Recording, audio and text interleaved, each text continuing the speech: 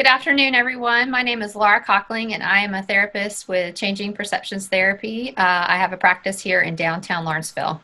We're all dealing with a different level of stress than we used to have before because our world is completely different. I mean, it's pretty weird to walk around and see everybody in masks. That's not normal. So just, that's weirdo. That's like, do you guys ever walk around and just feel like you're walking around in a movie? Yeah. When you go out if you're going out into the world, I think one of it is to say to yourself or to acknowledge that, I can't necessarily, things that may have worked for you before aren't necessarily going to work now because you're dealing with a different set of unknowns that you can't control in the same way that you used to. So what worked for you before, like for example, as a therapist, people who are dealing with isolation, I might tell them, go make plans with friends. Go get involved in a group activity. Right. I can't recommend those things to people right now because it's not safe for people to go and do that. Like, go get involved in a sport. Go get involved in an activity. Go join a church group. You can't do that right now. So we've got to adjust. But we've also got to adjust that way of thinking, too, where I told someone the other day, I lashed out at someone and that's not who I am. Well, you're under a pretty big amount of stress right now. So maybe that's not fair to yourself to say, that's okay. That maybe we need to be a little more forgiving of ourselves of, you're a little bit different person than you are because of all the things that have happened between March and right now. So we've got to be a little more forgiving of ourselves. You can see for yourself that, of course, because you're a therapist, you have different coping skills that you like to use. Others are coming to you nowhere near with the resources that you have or that I have. And are you seeing another level of the breakdown in them? Is it, I'm feeling very nervous for people who I know who don't have the resources that I have, who don't have the access to different people that I have. I'm trying to figure out, what are they doing? How can we be a support to them? Granted, you're a therapist, they're going to come to you, but us just talking to our friends, us talking to others in the community, what kind of suggestions do you have, or what do you see? So, people who come to me, generally that means that they have insurance usually. So generally that means that they're probably getting their basic needs met. So people who don't have access to someone like me, that's where you got to start at, is you got to start with people's basic needs, which is food, shelter, water. And so people who are really in crisis, we got to start there. So for me to go somewhere deep, or people who are really in crisis, that's where I've got to start. And so that's where you've got to really start with people. And that's what people are going to be most worried about, is those basic safety level needs, kind of Maslow's hierarchy, if you guys have ever heard of that. And you've got to start with those basic needs. So that's what people are most worried about. And that's what I remember most from my shelter work, is I came in, out of graduate school and thinking about doing therapy with people and, runaway homeless youth. And I'd sit down with someone and, I'm ready to talk to them about why they're, fighting with their kid or whatever. And these people are about to get kicked out of their, apartment, or about to lose where they're about to live. And it's like, oh, no, I can't do any of this stuff. I got to figure out and help them figure out how are they going to pay their rent. I think the new normal is, that there's nothing to do. You think about everybody think about their summer that they've had. You can't really go anywhere other than the beach, which the beach is probably, everybody hears about Florida and what's going on in Florida, right? There's nothing really to do. Think about it. Food truck Fridays, getting together in large groups, concerts, all of that. It's all gone.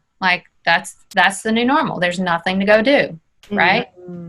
So, and looking forward to the future. I've been telling my clients not to think about the future right now, but eventually it's going to have to happen. But we've got holidays coming up. Family gatherings probably not going to happen for people.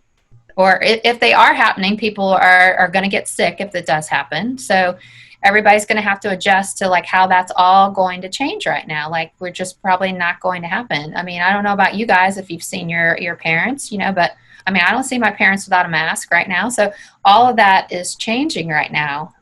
You know, visiting people and sitting on your driveways to see people, you know, or, you know, gathering, you know, restaurants, you know, that's all weird right now. If you're going to restaurants, it's either spaced out or you're not going out to eat. Lots of people are still not doing those kinds of things. So when we say new normal, it's just, it's weird right now. About the only thing people are doing normal is probably like going to Target, but even that, you're doing that with a mask on. It's true. You know, It's true. It's true. it's just not. We're not back to where we all thought we would be. School's not normal. People are not back to work like normal. I mean, I can't think of any of my relatives who are going back to work like normal. I mean, my husband's at home in the basement right now. You guys are all in your prospective homes right now. Yes. So, I mean, I'm doing most of my work through a computer screen, like instead of seeing people, you know, I have some clients who are coming into the office, but I do it with a mask on now. So like everybody's making all these adjustments. And when we call it the new normal is because there's no end date. It's weird. And so, and then, I mean, I don't know, there's college football coming up. Who knows what that's going to look like. I mean, and I'm assuming major professional football, who knows what. This is not, nobody has said, okay, Corona's going to be gone in 2021. This is here to stay. So when we say new normal, we've got to make peace and just get used to that. So that's what I'm saying, that tension that everybody's feeling in their chest, like, okay, if we can just get through that. And that's what I'm saying with anxiety. A lot of people for anxiety, like they say, okay, well, if I can just get through this, then it'll all be better. Well, there is no, if I can get to, there's no X. There's no finish line yet for this thing. Instead of getting caught up in the, well, what can I do to manage this, or how can I try to control it? Because a lot of times that what ramps up our anxiety is trying to control it. Well, if I can just get this, then I can feel better. It takes that out of it. It takes the working up and it takes the control piece out of it. Like when you give that up, it takes the anxiety piece out of it. Because if you just are going with, okay, well, this is what I'm rolling with today, because things change every 5 minutes, and we don't know, you know, this is our new normal and this is just how we have to roll for today. And then I'll deal with what comes tomorrow. And, you know, we just wake up. Not YOLO or whatever, but you just kind of, I'm just going to deal with what's right in front of me, right, you know, as it comes, instead of trying to, well, when this happens, then things will be okay. If we get rid of that piece, then that kind of can relieve our anxiety. I mean, you still got to do other stuff to manage your anxiety. You know, you need to exercise, you need to meditate. You still got to do the other self-care stuff. You got to take a break, get off social media. Social media is terrible for anxiety and depression, because people are just yelling at each other on it and trying to tell you what to do and how the world's a terrible place. And social media is very bad for depression and anxiety. So if you find yourself overwhelmed by it, you know, and you find yourself in a really bad mood after you've been on social media, that's probably a cue for you to get off and take a break from it. So especially don't do it before bedtime and stuff. You're having trouble sleeping, stay off of it. So take breaks from social media, get out and exercise. There's plenty of safe ways to socially distance exercise, you know, or get one of those Beachbody on demand things and work out at home. Do it whatever way you feel safe, but do those things that will, you know, because exercise increases, you know, the good hormones in your body that make you feel good. Do those things. Still build positive connections. You know, every time you smile and do a feel good thing, it increases your dopamine. So connect with family members, do those things that you can still do to increase dopamine and the feel good chemicals. Oh, yes. Those are really good. And so I hear basically everything that you're saying is focus on what you can focus on. Literally, these are things that you have control over. And that's what I hear you saying. And you've listed some great things again, you know, getting out and exercise, curb your time on social media, if at all possible, you know, connect with people. Those things are really great. And and I'm taking away from all of that is here's what you can control. You can't control what the coronavirus is doing. You can't control the pandemic.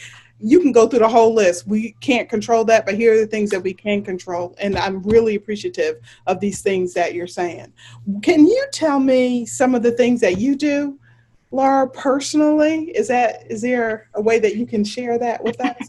Well, I work out. I do that. I have done a little bit of reaching out to my school board to express some of my frustration to try and help manage my own stress, because I feel they're a little inconsistent sometimes in the message that they're sending out. I also, I've been trying to connect with my friends. I have been getting together in a socially distant, safe way, because that has been, I've always been a people person. I think that's why I'm a therapist. So I'm still connecting with people that way, because that's always been really important to me. So I have my people that I have seen throughout quarantine that I'm continuing to meet with. So doing play dates with my kids, trying to keep them connected to other kids. So those are probably the main ways that I've been doing to stay sane. I think if we aren't careful, I think the depression for kids is quite possible. The isolation, because the studies are already showing that screen time is really bad for kids. The depression and anxiety, if they are alone with their phones too much, depression and anxiety increases in teenagers. So them not having access to other kids right now, long term, I can imagine that will only increase. Being socially isolated, not actually having in-person contact, I can only imagine that this will be very negative for them to continue this. So it's a double-edged sword, because it's not safe to be in school, but it's not good for them to be socially isolated. So my hope is that we can get COVID under control and get them back to where they can be around kids, because they need the social interaction. So I want you to actually look at the camera and tell individuals, give them what we call this our road to hope. Tell them how they can be hopeful. Give them some words of encouragement right now. You gave a lot, just to let you know you did give a lot throughout it, but just go ahead and let us know what some of those words of encouragement are from you personally. I think you all have everything that you need right inside you to get through this. And just remember that you have just to take it day by day and to not get too wrapped up in the future, because that is where you can really trip yourself up, and that just find another way to think about things and to stay focused on what you have each day in front of you, and you will find a way to get through it, and we all will. And before we know it, we'll be looking back at this and saying, so glad we're done with that. And we will all be hugging each other, and it will be better. Because I do have hope that it will be better. Oh, great. We are so appreciative of that. And if individuals want to get a hold of you, how can they reach you? Probably the easiest way, you're welcome to call me, but the easiest way to get a hold of me is through email. But you are welcome to call me at 404-314-6168. or L. Cockling at changingperceptionstherapy.com. I also have a website, changingperceptionstherapy.com. Well, thank you so much for that. We appreciate your time and everything. So I guess we'll see you next time. See you next time. If you want to learn more about Georgia Center for Opportunity, please visit our website at georgiaopportunity.org, or you can catch us across all platforms on social media. Thank you again, and don't forget to like, comment, and share. We look forward to seeing you next week.